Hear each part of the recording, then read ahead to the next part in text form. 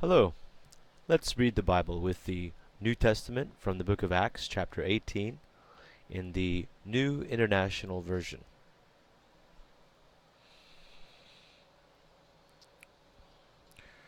After this, Paul left Athens and went on to Corinth. There he met a Jew named Aquila, a native of Pontus, who had recently come from Italy with his wife Priscilla, because Claudius had ordered all the Jews to leave Rome. Paul went to see them, and because he was a tent maker as they were, he stayed and worked with them. Every Sabbath he reasoned in the synagogue, trying to persuade Jews and Greeks. When Silas and Timothy came from Macedonia, Paul devoted himself exclusively to preaching, testifying to the Jews that Jesus was the Christ. But when the Jews opposed Paul and became abusive, he shook out his clothes in protest and said to them, "Your blood be on your own heads. I am clear of my responsibility. From now on, I will go to the Gentiles." Then Paul left the synagogue and went next door to the house of Titius Justus, a worshipper of God. Crispus, the synagogue ruler, and his entire household believed in the Lord, and many of the Christians, or Corinthians, who heard him believed and were baptized. One night the Lord spoke to Paul in a vision. "Do not be afraid. Keep on speaking. Do not be silent. For I am with you, and no one is going to attack and harm you, because I have many people in this city." So Paul stayed for a year and a half, teaching them the word of God.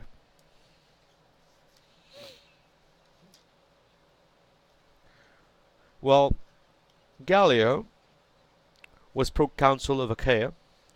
The Jews made a unified attack on Paul and brought him into court. "This man," they charged, "is persuading the people to worship God in ways contrary to the law." Just as Paul was about to speak, Gallio said to the Jews, "If you Jews were making a complaint about some misdemeanor or serious crime, it would be reasonable for me to listen to you. But since it involves questions about words and names and your own law, settle the matter yourselves. I will not be a judge of such things." So he had them ejected from the court. Then they all turned on Sosthenes, the synagogue ruler, and beat him in front of the court. But Gallio showed no concern whatever. Paul stayed on in Corinth for some time. Then he left the brothers and sailed for Syria, accompanied by Priscilla and Aquila. Before he sailed, he had his hair cut off at Cenchrea, because of a vow he had taken. They arrived at Ephesus, where Paul left Priscilla and Aquila. He himself went into the synagogue and reasoned with the Jews. When they asked him to spend more time with them, he declined. But as he left, he promised, "I will come back if it is God's will." Then he set sail from Ephesus. When he landed at Caesarea, he went up and greeted the church, and then went down to Antioch. After spending some time in Antioch, Paul set out from there and traveled from place to place throughout the region of Galatia and Phrygia, strengthening all the disciples. Meanwhile, a Jew named Apollos, a native of Alexandria, came to Ephesus. He was a learned man with a thorough knowledge of the Scriptures. He had been instructed in the way of the Lord, and he spoke with great fervor and taught about Jesus accurately.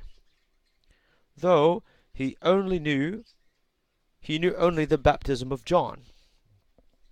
He began to speak boldly in the synagogue, When Priscilla and Aquila heard him, they invited him to their home and explained to him the way of God more adequately.